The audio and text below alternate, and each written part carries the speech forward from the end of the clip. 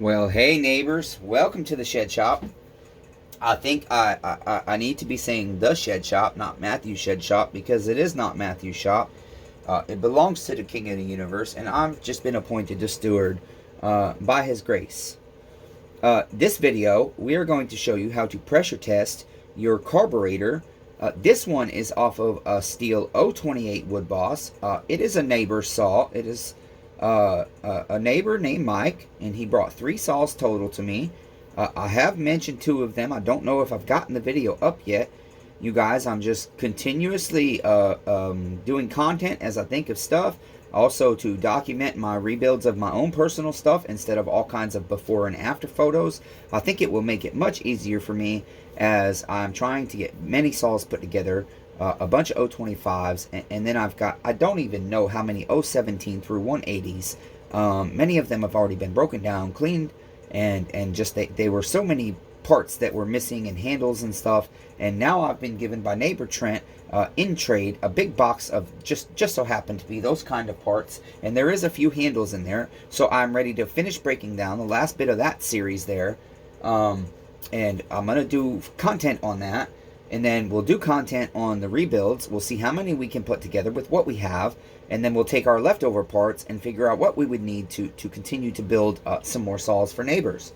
And so Mike saw Mike on this 028, this neighbor saw, he brought it in for a tune-up. It was missing the tank vent. I hadn't even noticed while he was here with the air filter cover and stuff, but I took the air filter housing off here, and we just poured a shot. And if you guys hear me say pour a shot, it means we've poured a little bit of fuel straight down the venturi of the carburetor, and to see if the saw will fire. And Mike was here when I did this, and the saw did fire. And I said, okay, Mike, it feels to me like your saw's got life. It's got good compression. We took off the muffler. The piston looked good. And I said, yes, Mike, I think this saw is absolutely worth paying the diagnostics fee on and going forward. Sometimes I will do that while a neighbor's here. We'll just pull a muffler. It's 5 minutes. Let me see. Let me try and give you as much info. If you don't mind waiting a few minutes, and I'm not busy, neighbors, if you're at my house, and this goes for all 8 billion of you, if you're at my house, if you're at the Shed Shop and you got time, we might be able to work on your stuff right while you're here, and that always helps lower the bill. And that's that. So Mike's saw is getting blowback. Now I wasn't sure why. I rebuilt a carb. I don't always just pressure test a carb. I like to just put it on a saw, and then if the saw has issues, it's something I will do. On this saw, I didn't think the carb was not in very bad shape at all, honestly.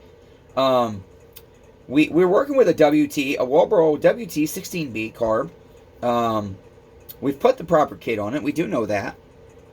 I have verified. I went back and looked at the content of me rebuilding this carb, and it is the proper kit. So I didn't make human error there. I looked at me rebuilding the carb, and I did not make a mistake. I did not under-tighten or over-tighten anything, I do not think. And I have taken his top end off. Essentially, Mike came to pick up his equipment, and his 021 was ready, and his 028 was not. I told him, Mike, he wanted to come pick them up that day. I said, okay, Mike, well, I've still got to get them tuned in and cut a little bit of wood with them, but I'm happy to do that while you're on your way. I don't think it'll be a problem. They should be ready. I genuinely was confident that they would be ready. I had vacuum pressure tested his equipment after servicing it. I had run it, but I had not put it to wood. His 028 I had only run for about 5 minutes. Well, the saw was acting up, but only when it had run for about 10 minutes. Well, I couldn't get it tuned in right. It felt to me like there was a problem with the air fuel mixture. And so I thought, okay, it's an 028. This is a very old saw. It could be as early as the 1980. I think was the first year, maybe 1979, they started coming out with the 028s. And this is one of my favorite Stihl saws, the 024 to 028. 2 of my absolute favorite mid-range Stihl saws, especially the 028s with that continuous oiler. We'll do a video on that someday. Hopefully, if I get another one in the shop, I will show you the differences. I love those saws with the continuous oilers. Those things just slang oil all day long, and I just love it. I really do. Okay, so I had taken Mike's saw apart. We got the piston over here, and I'm still just cleaning it a little bit more. It's been through the ultrasonic bath, but it's still got a little bit of carbon on it. And so I've just got it setting on a paper towel that I have a little bit of solvent on, and that's going to help loosen up that last bit of carbon enough to where another 2 to 3 minute ultrasonic bath will finish this carburetor. Okay, so now how to pressure test a carburetor. So I have essentially hooked up to the fuel line. Now this is just an impulse. This is just for air to move your metering diaphragm. Let me see here. I'm sorry, I always get that wrong. To move your pump diaphragm. And I don't typically have to do anything with that on this setup. And so we're just going to pump our gauge up. What I've done is I've taken a piece out of my vacuum pressure test kit that I find works good for this. I've seen guys that they will essentially hook up a piece of fuel line and then a little adapter, like one of these nipples that's on here. I don't know what they're called. I'm sorry, I call them nipple. And then hook it to their vac pressure tester that way. I have an adapter that works very well. Now, this is carb parts cleaner. You could do this with water. With the carb parts cleaner that I'm using, it is a little bit difficult because once you put this carb in here, any dust or debris on it starts reacting with the chemicals in the carb parts cleaner. And so you have to understand that if you're going to use this, but you can use water, you guys. Just make sure you dry everything off real good. Blow it off with air if you use water. You don't want water up inside your carburetor. I recommend if you stick it in water and it passes the test, great. If it does not, no matter what, I would automatically undo the carburetor, take everything apart again, make sure it's very dry, blow it with air, use a carburetor carb choke cleaner. I like Gum Out. That is my favorite brand. It does work well. I hate SuperTech, which is the Walmart brand. I don't recommend SuperTech. Brake parts cleaner, carburetor cleaner, choke cleaner, none of that. Okay, so, and then I'm going to pump it up. Now, on this one, I will eventually give you guys a review on this and where I purchased it and the price and everything, because it's working out for me very well. We're going to pump up to 7 PSI. That's 6. We'll go a little further. Okay. And now, we could sit here for a couple minutes. I've done it already. This is an educational video. I thought this would be good content. And that there gauge in at least 3 minutes does not move. But here's the thing. Gently tap your carburetor on your workbench or whatever surface you're working on. Okay? And watch what happens, guys. It's gentle. You don't have to do much. Let's see if you can see it. Well, that's interesting that it does not want to drop now. Bear with me. Okay, here's the thing. Normally it drops, and it did on this one. It did drop. I am not 100% certain why it is not dropping. It does not take much, but a tap on a counter, and if you see it drop, that typically means somewhere you've got an air leak. This one, it might have just sealed itself up from the solution. It could be something as simple as that. But then, if you get that drop, if you don't, if you've eliminated everything else, we've eliminated Mike's piston. I've measured it. Now, again, I'm using calipers to measure my skirt. I'm sorry, Kate. Yeah, calipers. You really should be using Mike's. But I know that I'm getting close enough to know that with my experience, I am confident to eliminate anything's wrong with his bore, with his rings, with his piston. That is all very good. I mean, look at this piston. Look, again, you guys, if I see machine lines in an 028 piston, I'm happy. That's amazing. That is the, let's see, that would be your exhaust side. That's normally where you have your damage and stuff. And now you could say excessive wear on the skirt side. And I know on this camera, you guys, you do see those lines. There's no scoring there. And you can still see your cross machine lines. So there's not excessive wear on the intake side, I do not believe. We'll do a few more measurements and everything. But basically, so I decided, okay, I very rarely ever have a carburetor leak on me. It is extremely rare. I don't know how rare, but it has not happened to me very many times. So then we're just going to submerge this in a solution and look for air bubbles.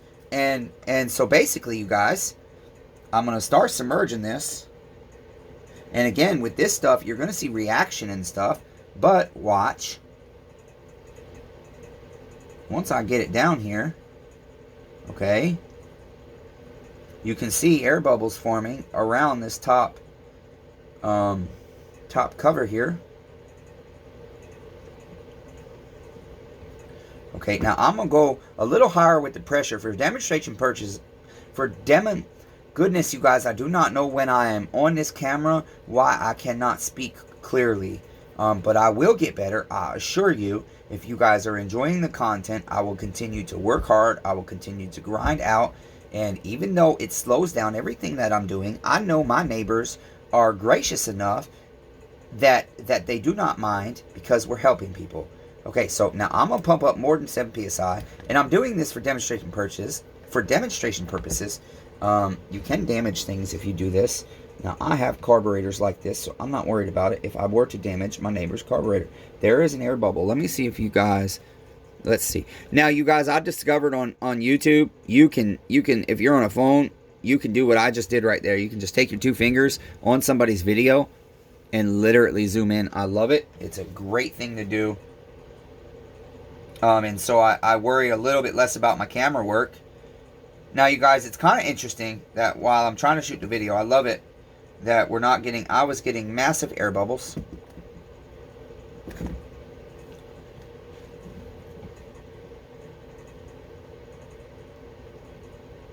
So, we're going to go again. I'm just trying to get these air bubbles to present like they were before. And it seems they do not want to, which is really interesting. Now, see, now my gauge, while it wasn't on camera, I tapped my carb and it dropped. I'm way more on the PSI, you guys, than you should go. Please don't go this high. Only go to about 7 or 8. You've seen a little bit of a drop there. I do not know why this was presenting so strongly before and now it's not. Oh. There we go. Maybe you guys see those 2 air bubbles, 3 air bubbles, 4 air bubbles, 5 air bubbles. They're forming. They're forming over here. Oh, goodness. I can't get... I'm trying here. There you go. See where my finger is? There's air bubbles coming out. Now, are they coming out at 7 psi now? No, but they were earlier. Very easily 7 psi air bubbles.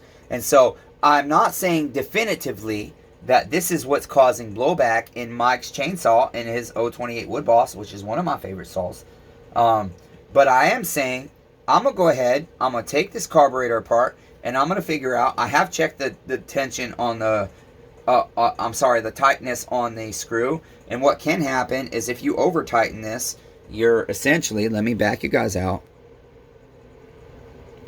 If you over tighten this, these things, so like this one is a screw in the center, basically what happens is, so take this for example, if I push down on just the center, you see how my corners start coming up?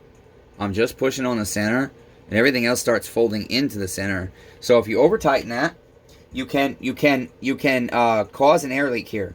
On this side, if you over tighten your corners, what can happen is you can cause this to actually bow up like this. Like this. Let me be drastic. Like this. Okay?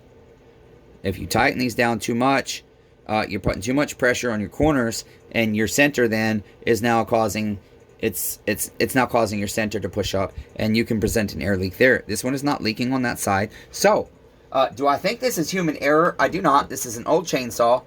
It could be just a simple bad gasket. It could be simply things just seated down wrong. And so what are we going to do? We'll just take this apart. We have another carb kit for it, and we'll inspect the carb kit that's on it, and if it's good, we'll set it aside. We won't throw it away. We won't waste it. We'll try to use it on something else in the future. But for sake of time, we will rebuild Mike's carb again. We will recheck everything again. When we get this off, we will put a carpenter square on here and stuff, and we will try and see if we can see, do we have any bowing, and what is causing our leak. And if we can't resolve it with this carburetor, well, guess what? We're just going to buy Mike a new carburetor, and that's it, because I already gave Mike a price on his bill. And damn, you guys. So if this video helped you guys, I would really appreciate if you would take a moment, just hit the thumbs up, like the video, and if you don't like it, guys, you can hit the thumbs down too. That's okay. I ain't gonna be mad at you. Just leave a comment what you didn't like about it, but do it in kindness, and let me know how I can improve. I will take constructive positive criticism. I've never had a problem taking criticism as long as it's done in love. It's when people are aggressive with it that I lash out and back, and my bad side comes out, and I'm not so kind and polite. But if you give me positive criticism, I will receive it eventually, even if not immediately. I will say this humbly, that I do know that I am fairly good at self-reflection.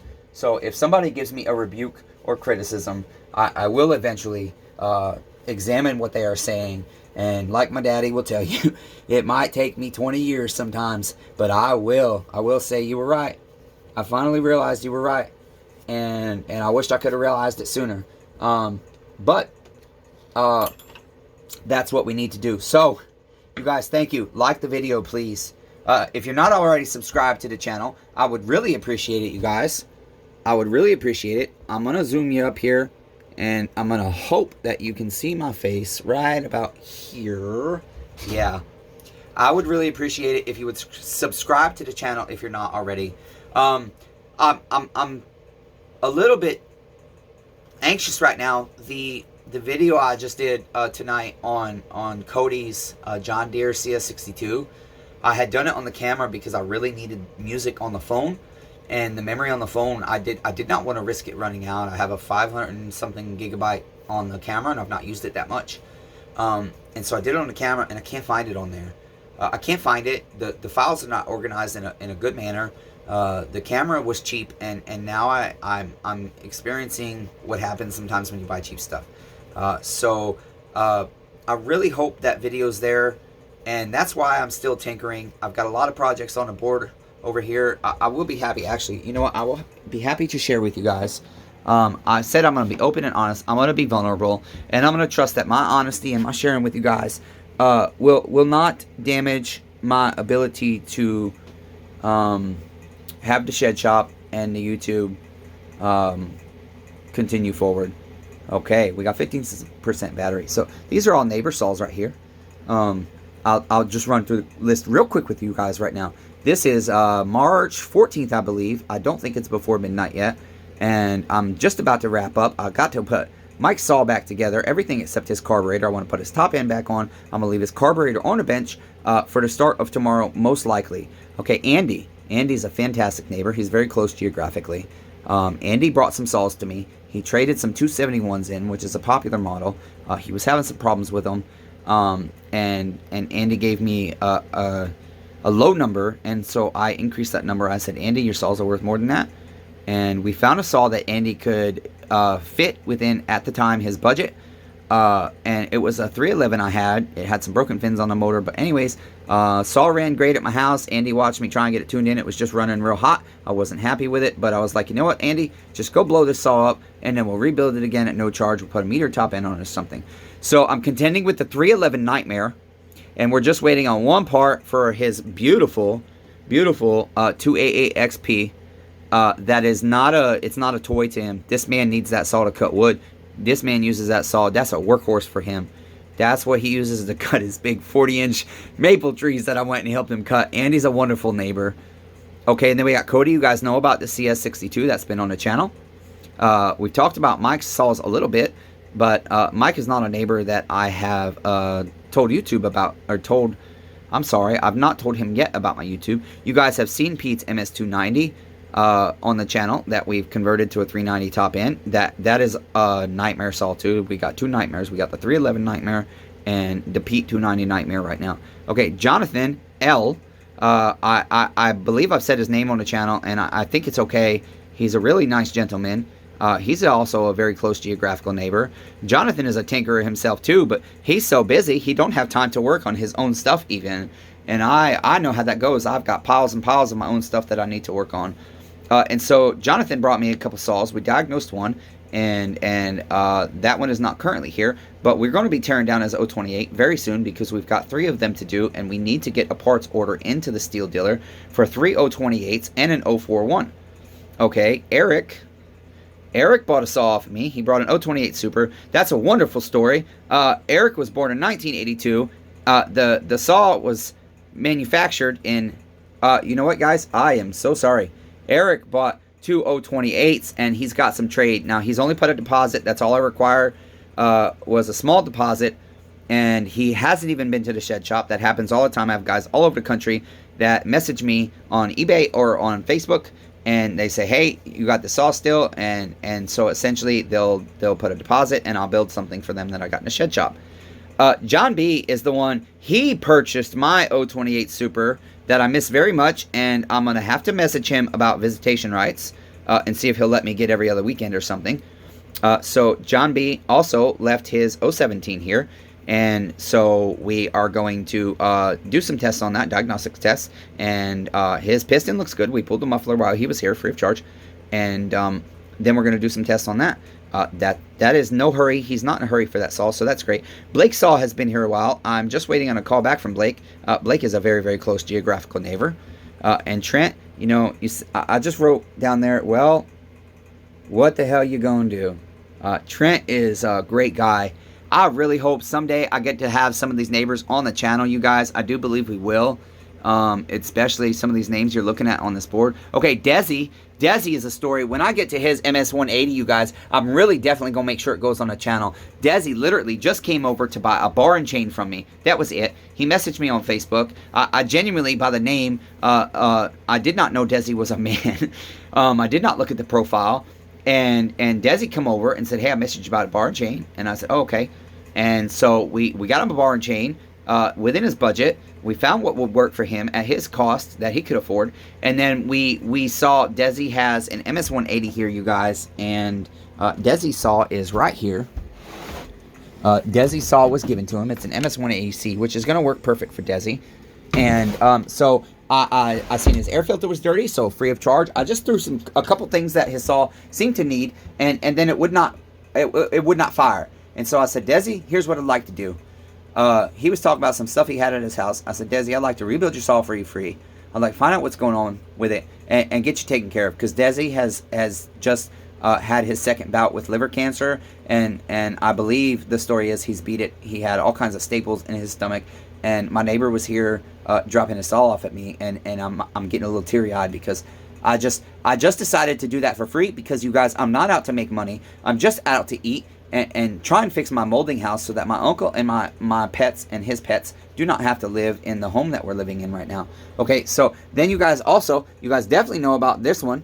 Derek is an amazing neighbor. I'm really appreciating the grace I get from Derek and Cody, guys like that you guys can look at the stories and understand why I am saying that. So Derek, his CS 2255 Johnson Red, all we're waiting on is the crankshaft seals, and we ordered an OEM carb for it as well, and that should be here in the next day or two.